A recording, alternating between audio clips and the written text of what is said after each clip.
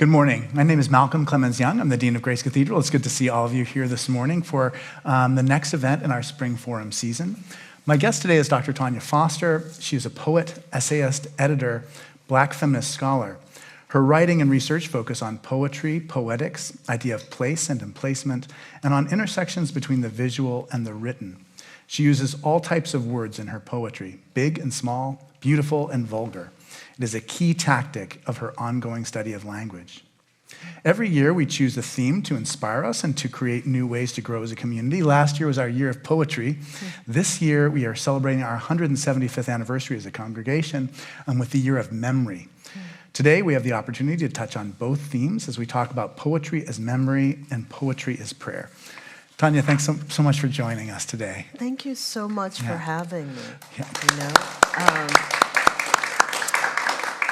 I was so moved by the invitation, and it came at a moment.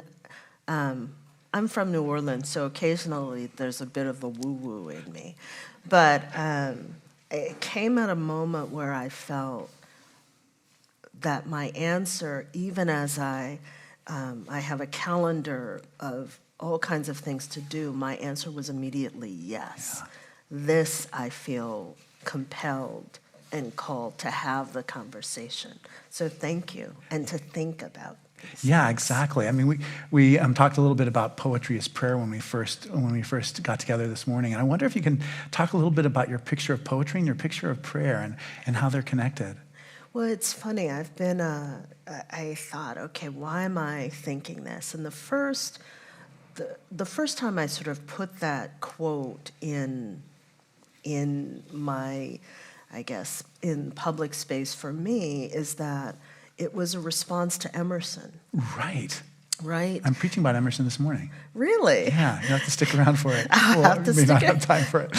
Well, Emerson, and this is the quote, and it's the end that really kind of moved me, and this is Emerson's Self-Reliance, where he says, prayer that craves a particular commodity.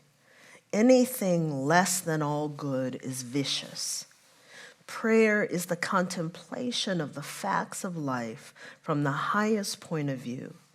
It is the soliloquy of a beholding and jubilant soul. It is the Spirit of God pronouncing his works good.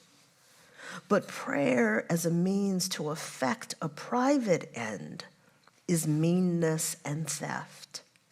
It supposes dualism and not unity in nature and consciousness.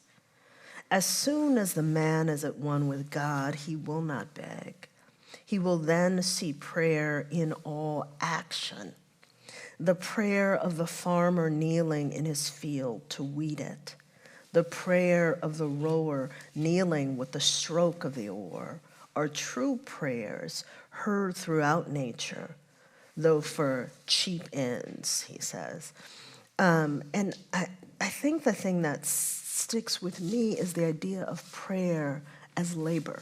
Yeah. Right? That the labor is also the prayer. Right. To achieve something in the world, and that I guess I've been thinking about, I was deeply moved by James Lawson's, his recitation of a Langston Hughes poem when he spoke at James Lewis's funeral.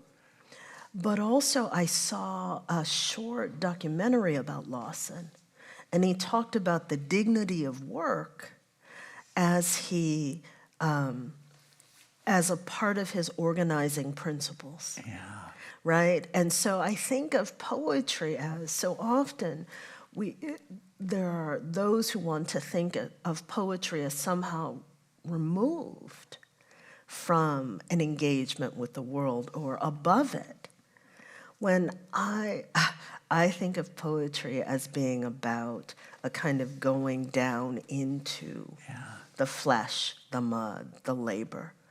And that metaphors are not cheap things. They're not easy. They're not necessarily comforting.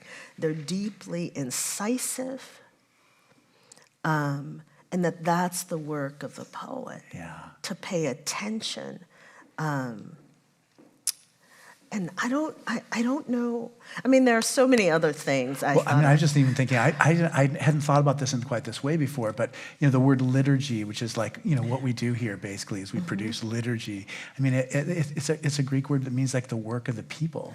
And so there is there's a way in which we talk about liturgy as being a kind of work. Prayer is a kind of work. We have a poet who's a member of the congregation named Atsuro Riley, and he writes. He did a retreat for us up at the Bishop's Ranch one year, and he said, poetry to the rescue. Poetry is here to help you solve problems, and that's another, explicit way of saying it's work, not just in the effort that it takes to create, but in the effect that it has.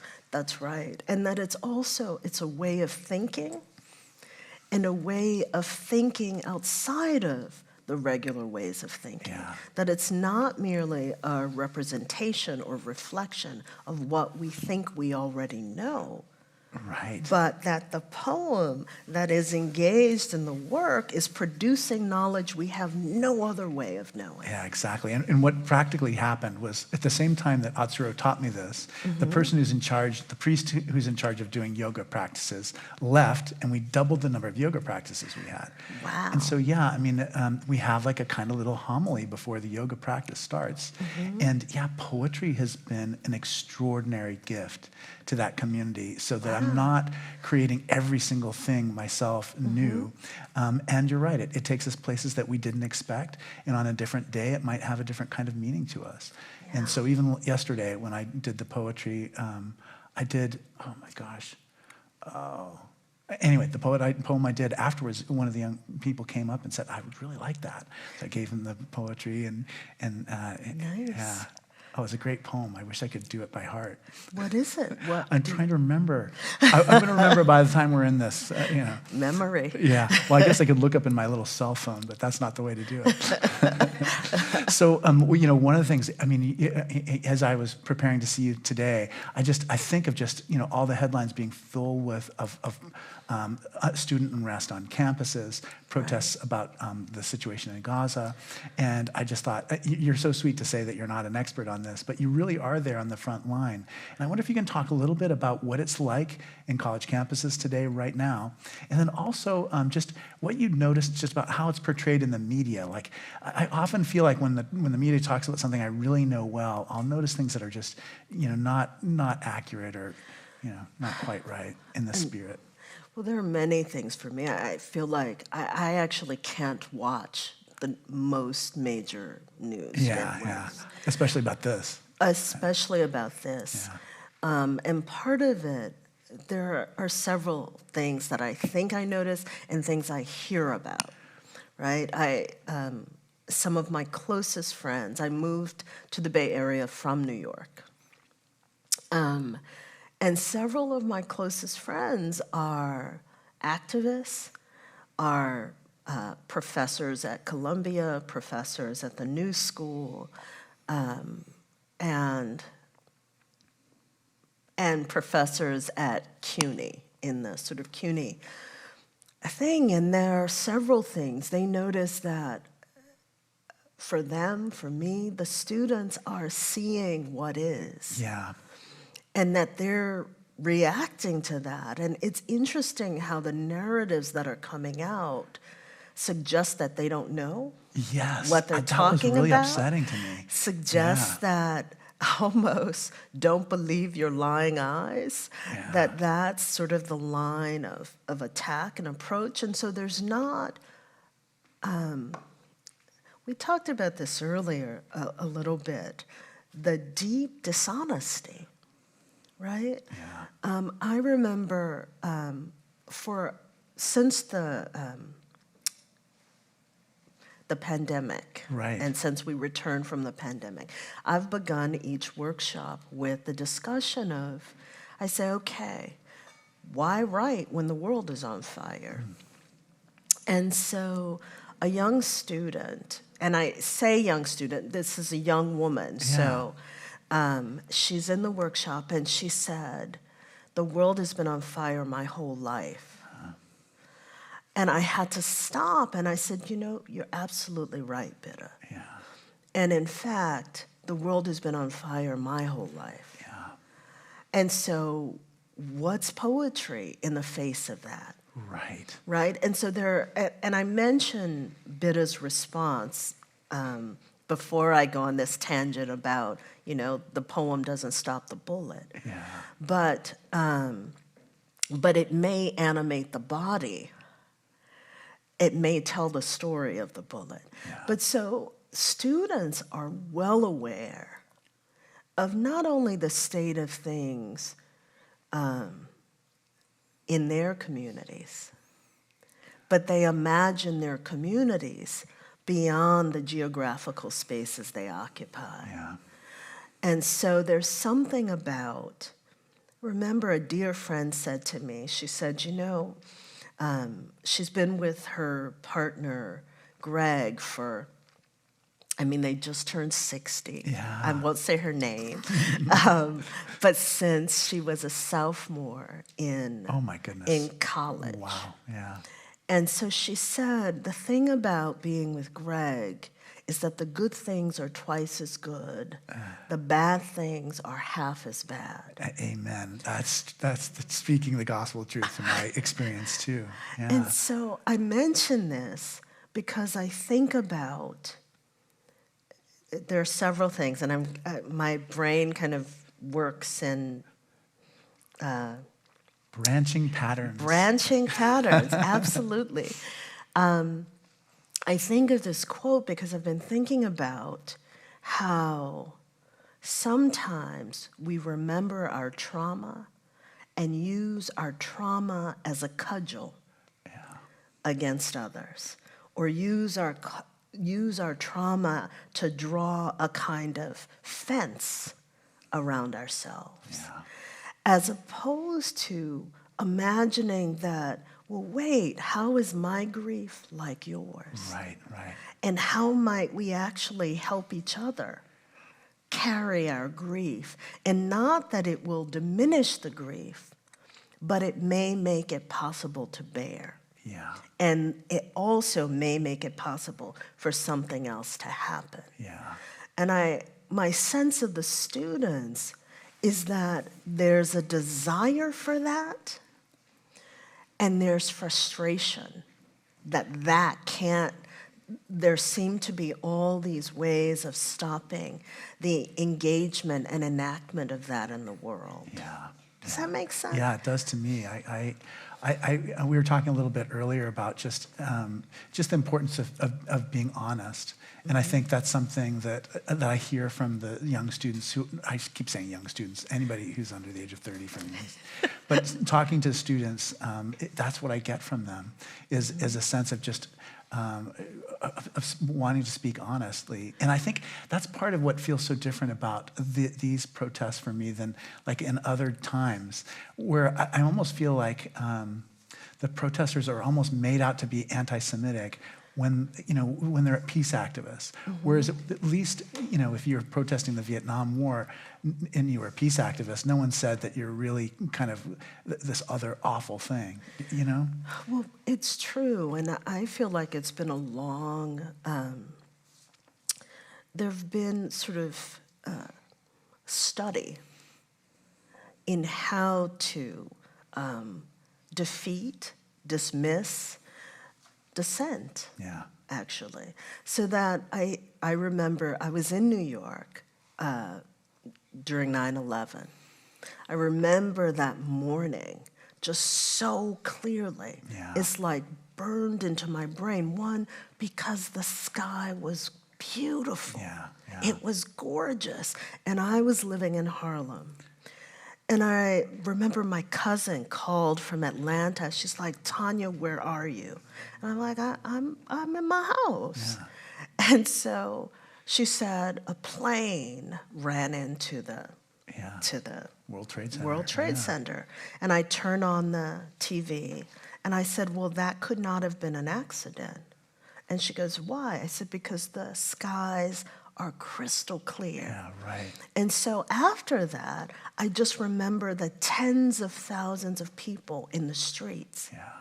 I was one of them, saying, don't do this in our name. Yeah. No more death in our name. Yes. And there were people who were enraged, furious at us because there had been the kind of, ramp up to war, Yeah. the vilification of people, the creation of the narrative. Right, that anti-Muslim That's right. rhetoric, it was terrible. That would say, this is okay. Yeah. And so we see that exact same thing happening now. Yeah. We also see, thinking about, oddly, I'm thinking about the 1980s, right? Yeah. And I think about the vilification of poor people. Yes, totally. Right? Oh, I completely remember that. Right, crack mothers and things. Was that That's what they right. called it?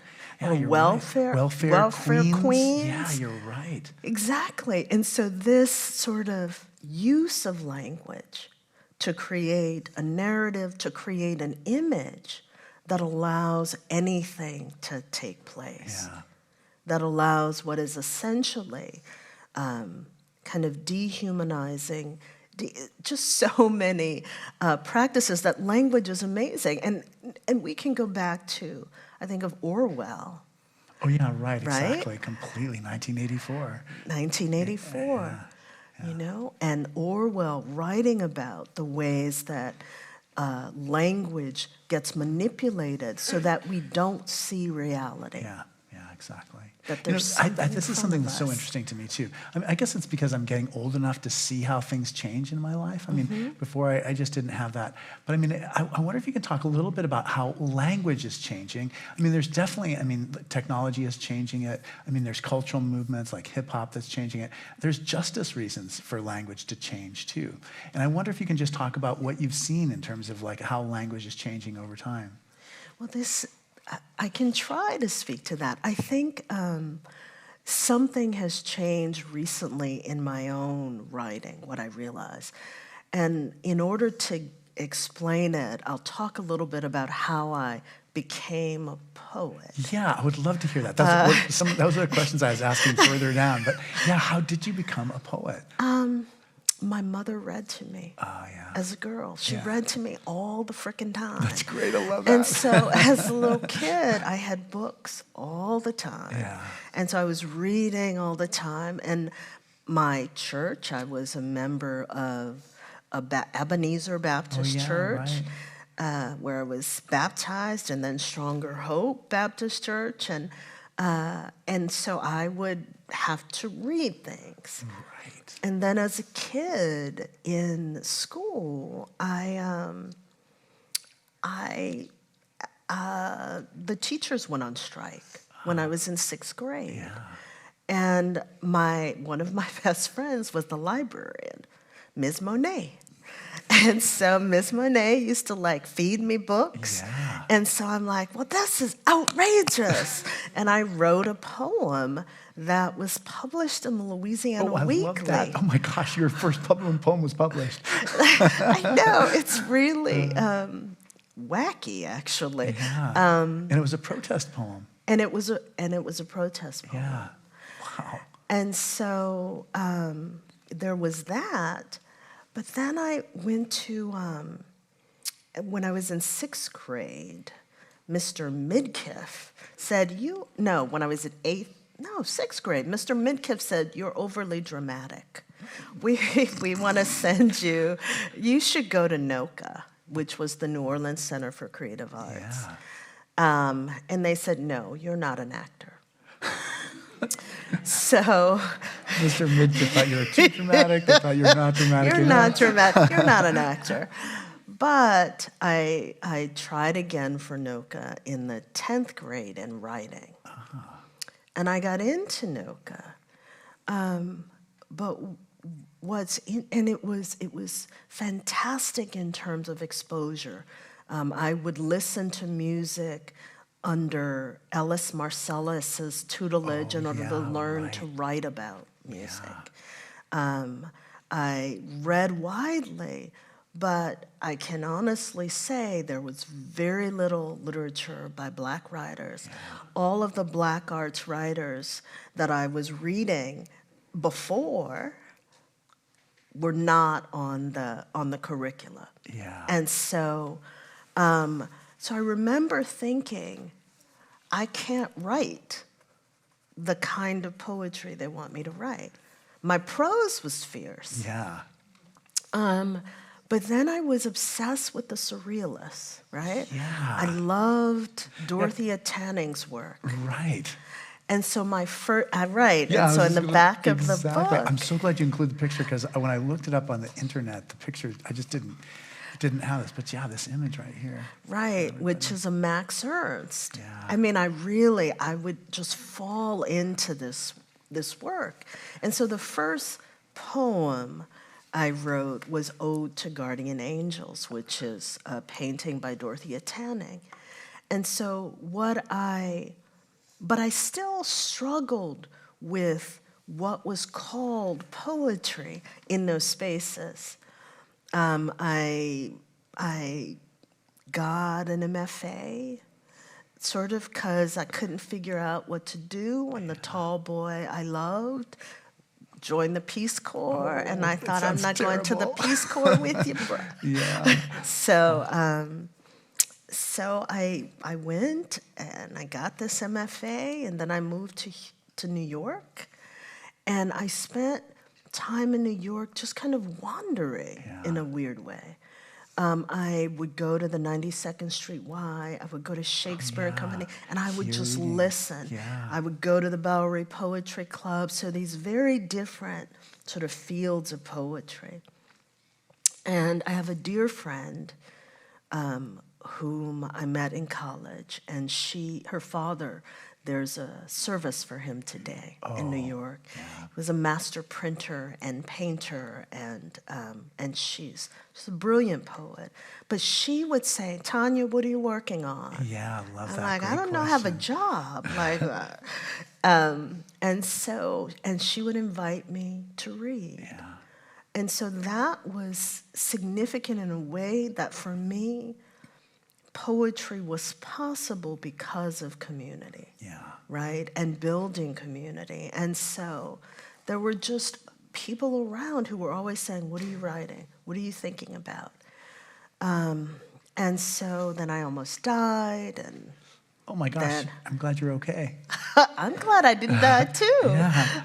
That was very dramatic. Yeah. But after that, I thought, okay, just write what you write. Yeah. And so what I'm writing now, I recognize in terms of the formal constraints that it's much more fragmented, that it's questioning form in the middle. Yeah, that's one of the things I had to ask you about. So I remember the name of the poet, Lucille Clifton. Mm-hmm. And it's like of waves or of water, or, you know, it just kept coming to me. And like your work, mm-hmm. I mean, so she doesn't use capitalization, punctuation, and it really advances your experience of the work. For me, it helps me to be just fully immersed in it. And this is the question that it's not going to be helpful to everybody else here, but mm-hmm. Just your use of punctuation here, like of backslashes and parentheses. Right. I would love it if you could talk about it, because as I read it, I can tell you what my reader's experience it was like, but I would love to hear what your experience was in designing it in that way. For me, it is that sometimes I hear multiple possibilities in one moment. So it's that branching mind again. It's that branching mind. Yeah. And that honestly is how I hear and how language works to me. And so for some of this work, I would write it walking to.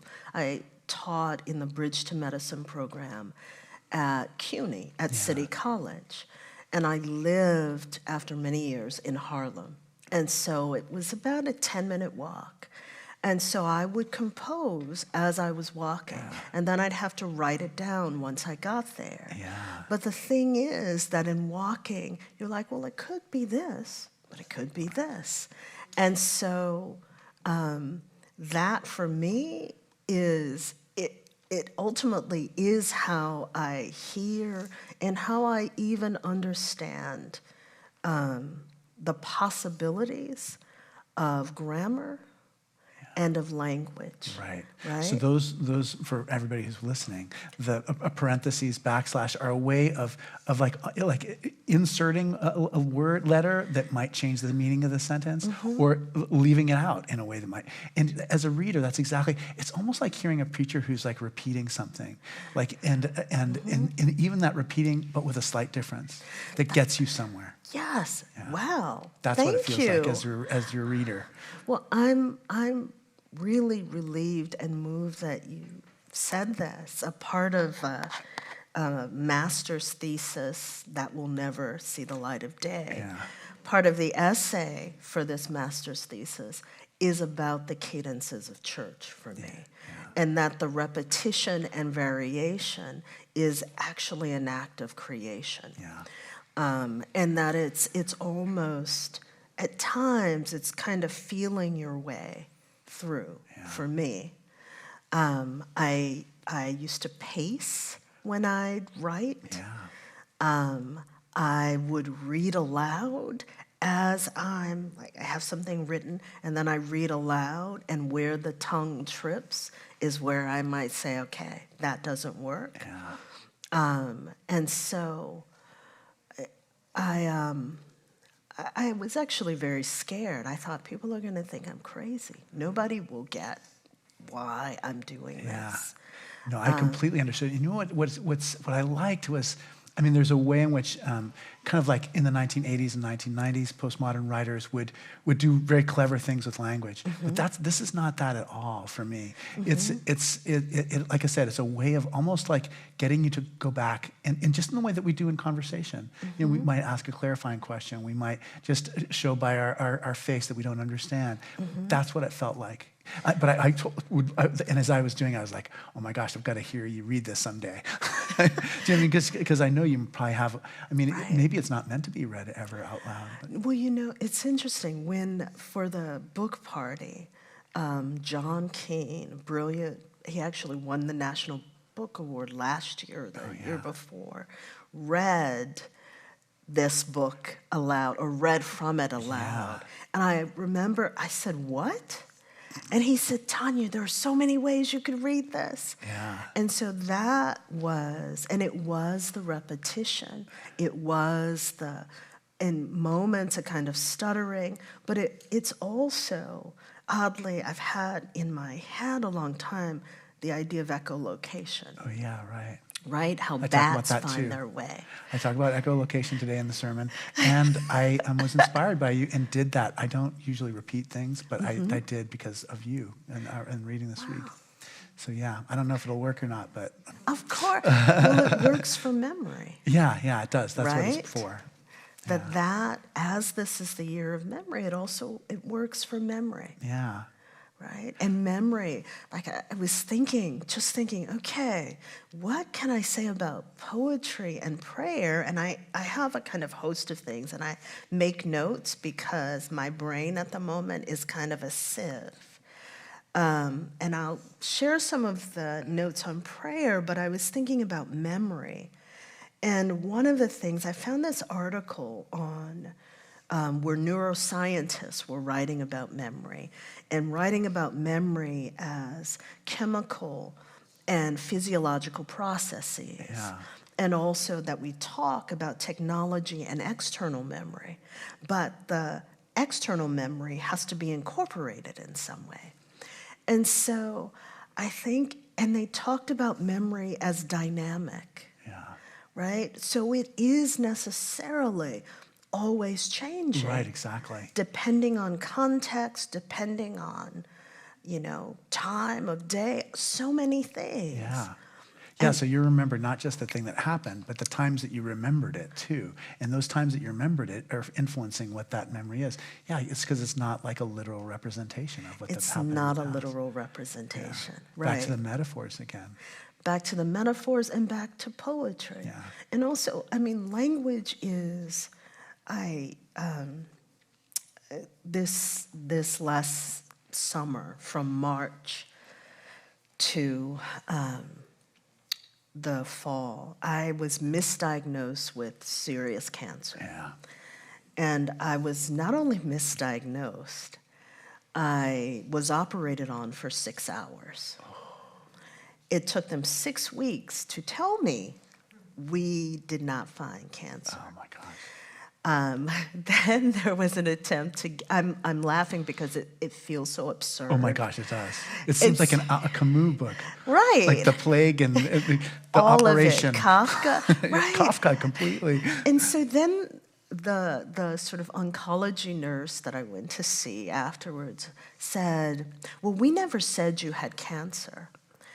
And I took a breath and I said, well, it's on my medical records, Right, completely. which I've downloaded. Yeah. And so she goes, oh, well.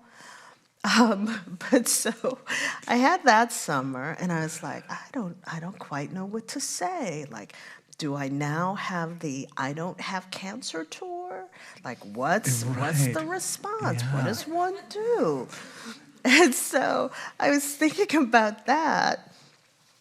And the sort of fall started, school starts, and then October 7th happens, and then all these things happen, and I realize in class I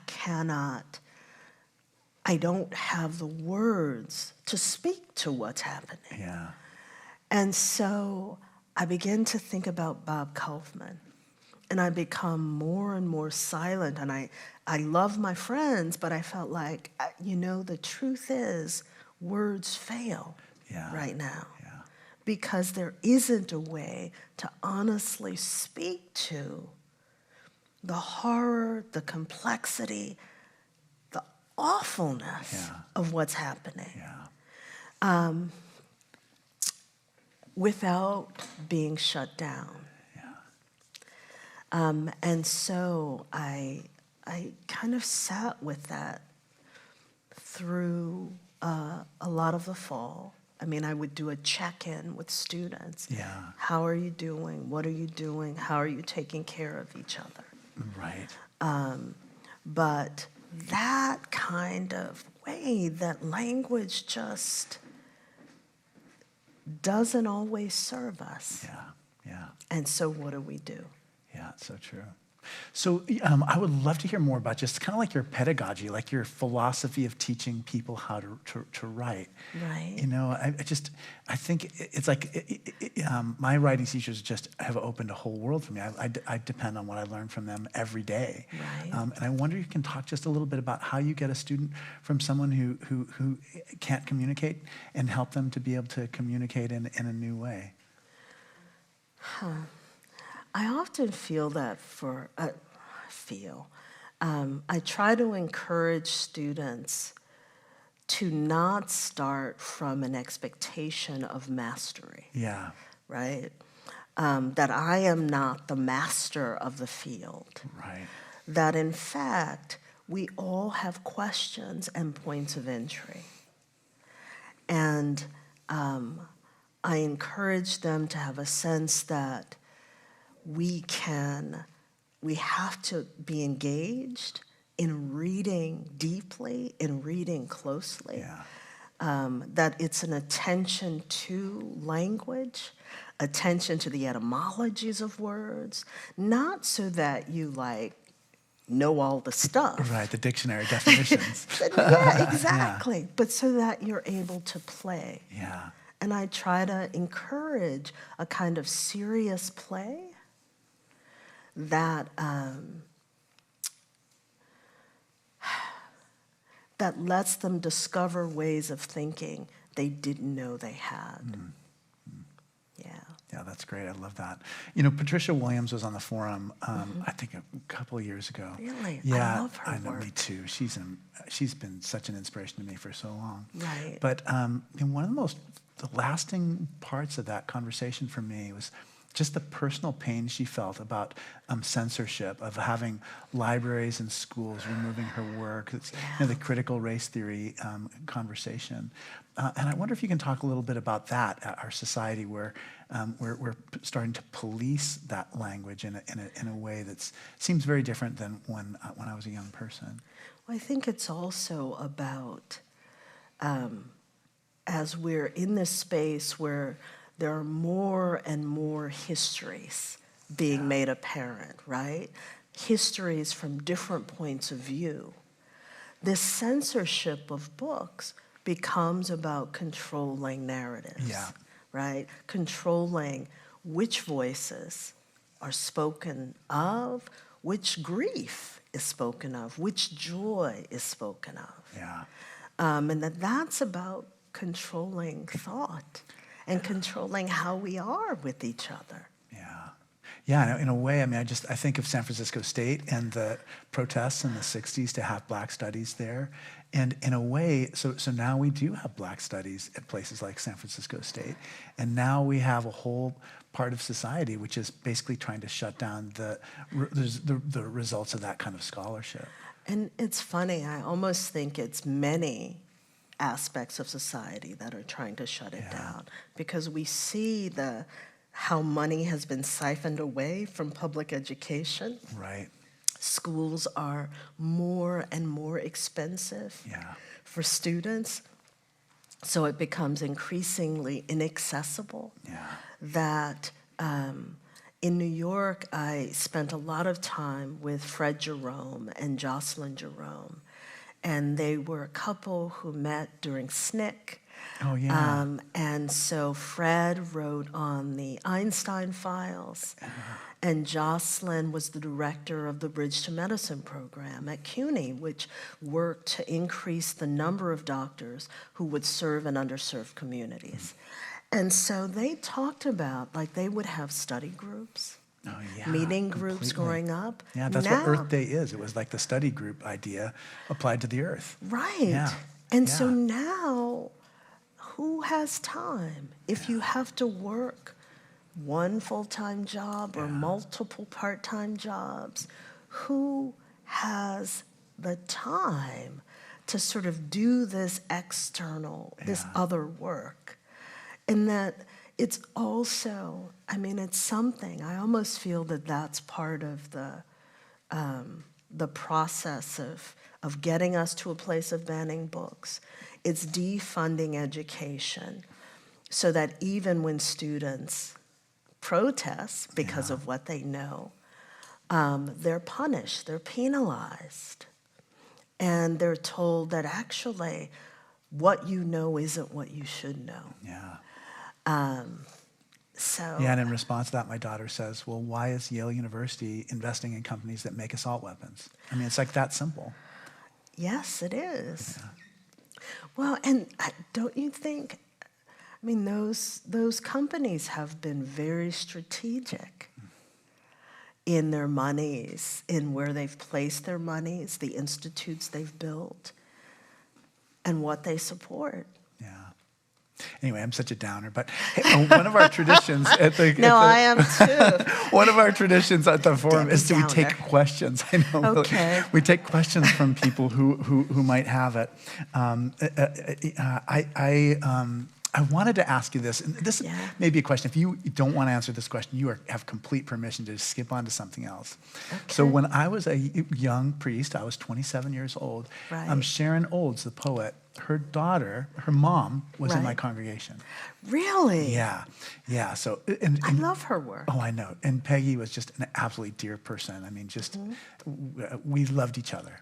And what I never asked Sharon, but was there ever kind of a question in her mind about how is what I'm going to write, what effect will that have on people who I love? All the time. Yeah, you think that My too? mother has said to me, I will not say stuff in front of you because you're going to put it in a book. I love that. I'm That's great. well, yeah, but they don't know you. She's already a step ahead of you. They don't know you. Oh, that's great. Yeah, she does. She does say that.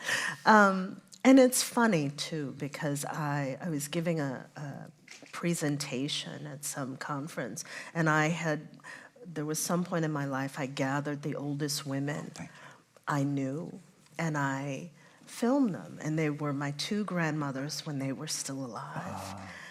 Miss Annie, who knew them both all of their lives, and Cousin Bootsy, who's very profane and made the best crawfish bisque on the planet. Oh, that sounds so good to me right now. The best pralines. And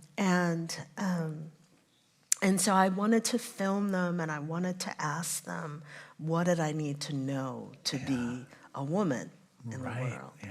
And I made some pasta stuff and pasta Alfredo. And Miss Annie said, "Oh, you've made something light for us." Okay, Miss Annie. And so I was preparing to show some of the video at this presentation, and the technology wouldn't work. And what I felt relief. Yeah. And I thought, I don't know, y'all.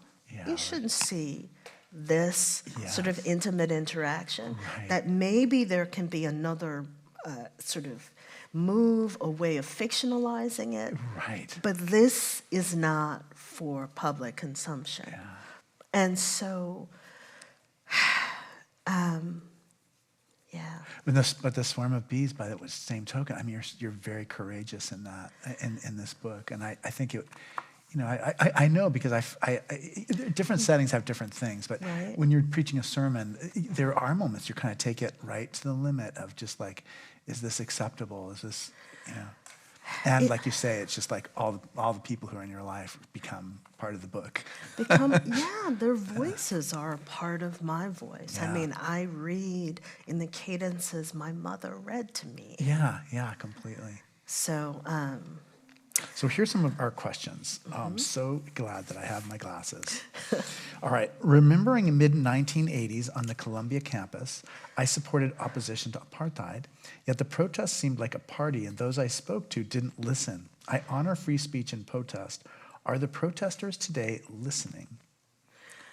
this is a good question. My dear friend, who is a professor at the New School but has been attending the encampments at Columbia and other places, one of the things he talked about is, he said, Tonya, he said, the young people are so kind of in it. He said the tough part for him is that if you're encamped on the ground, it's not comfortable.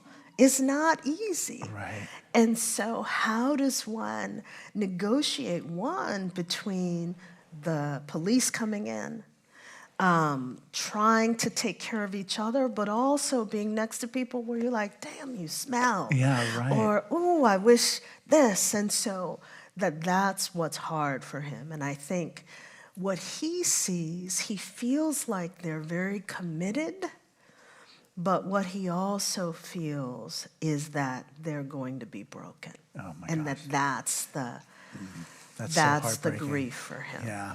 So the question goes on. It says, when I talk to many today protesting the horrors of humanity in Palestine, they will not vote. Many say that they are listening to all different viewpoints. All right, okay, that's that. Well, it's funny. I think that there are a lot of things that, one, the desperation for things to change on one hand, and feeling like to do the same old in the moment won't, and expect a different result is foolish. That's part of what's thinking. And yet, it's like if the house is on fire, you can't not get the bucket of water you have next to you and try to put the fire out. Yeah. And so I think a lot more people will vote than than won't. But I also think there's some way that the narrative about people not voting is a bait and switch, that actually there are all these things in place to prevent people from voting. And so why isn't that the leading sort of news? Yeah, so Right? true. Why isn't everyone saying, whoa, you see, in this county, in this city, in this place, it's harder and harder for people in these areas to vote? Yeah. That's the truth of what's happening. Yeah. And that's what will make it harder for people to vote. Yeah, and the margins are so thin now, I mean, that those votes have a huge impact. Those have a huge impact. And so there is dishonesty about where the problem is. It's not in, marginalized people who are against brutality. Yeah. It's actually in the systematic disenfranchisement of people. Yeah, gosh, it seems so long. And anything that was before COVID for me is just like in a fog. Years ago. But sometime before COVID, we had a Beyonce mass here at Grace Cathedral. What? I know, it's just crazy. What is a Beyonce So mass? a Beyonce mass is basically having all the Beyonce music and people singing along to it and having communion together and dancing and having communion together. Okay, I love this. Yeah, like thousands of people upstairs. Wow. But I wonder just Beyonce, the whole bee thing. But I wondered what ways you see kind of like popular culture kind of informing like literary culture and poetry. Like it has an effect on how we look at the world. Well, it always has. I mean, I think earlier I mentioned that a poem doesn't stop a bullet, right? That's Baraka. But given that a poem doesn't stop a bullet, they sure as heck got rid of Poet Laureate of New Jersey because Baraka was Poet Laureate of New Jersey. So the poem does something. And the interactive, Kendrick Lamar, didn't he win the Pulitzer? Yeah, right, he did. Right? Yeah, he won my a son Pulitzer. loves that album, Yeah. What else? There's a book, Morgan, oh God, my brain, who did the book on Beyonce. Do you remember, Steve? Who did the... Oh, yeah, Morgan Parker. Yes, Morgan Parker's book on Beyonce. Do you recommend it? I do recommend, yes. Oh, great, I'll check it out of the library. I do recommend it. Yeah. There are things more beautiful than Beyonce. Yes.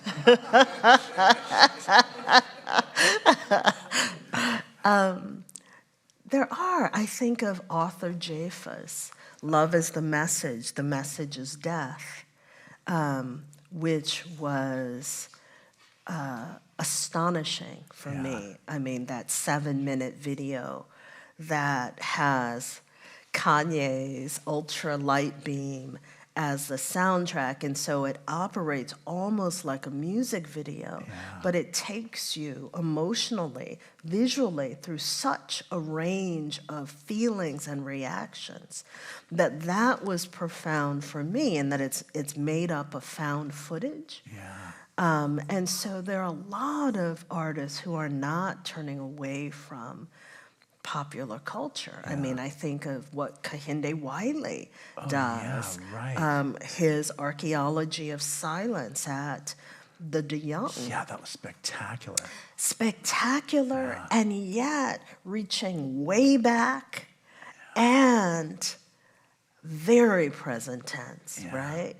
And then, I felt various ways about Kehinde's merchandise. Right. But then I was at the De Young, and I thought, wow, well, I could never afford one of these, but I can have a bag with that image on it. And what is it to take those images that are suddenly in these rarefied spaces and make them accessible to people in a, Yeah, I mean, I feel so embarrassed because I didn't ask you about this earlier, but I wanted to. But you're right. I mean, a painting that's the size of a wall, I mean, it's massive. And you're right. There's something where you could never, it can't be anywhere else. You can't take it to your house. It doesn't fit in the door. That's right. But you're right. That little purse might remind you of what it felt like to be in that presence of that object. But you know, you've done so much thought and work on just kind of like the relation between kind of visual experience and poetic experience. And I wonder if you can talk a little bit about that. Like, what are the basic things that we might not know about that whole field of thinking? Well, I think visual artists are the coolest. Yeah, me too. They're pretty amazing. And part of it for me is that kind of physical engagement, that way of making well, also musicians. Musicians are pretty great. Pretty great too. Okay. Let's be Right now, honest. by the way, you've got to go upstairs. We've got this 500-foot installation of this thing called 2,000 Dragons. That's what I've heard Yeah, so if by you a can- tattoo artist. Yeah, exactly. Nice. So he was here yesterday for the installation of it. So yeah, definitely check it out. I but, will. But yeah, I can imagine that visual experience becomes, you know, part of your art. Well, I also thinking of that sometimes artists give us ways of seeing, right? Give us ways of seeing, whether it's seeing a field of color, of seeing a form, of the possibilities of form, suggest ways of charting movement, that's a kind of remarkable thing. Or see, like the thing about AJ's Love is the Message for me is that the visual connects the way these found images sort of slide into each other or relate to each other. So, and that I would not have necessarily seen or understood the relationship without his kind of mapping it out in these 7 minutes. And so it also gave me, for me, visual art gives me a way of thinking about relationships, finding, I don't know, kind of sitting in the differences, right?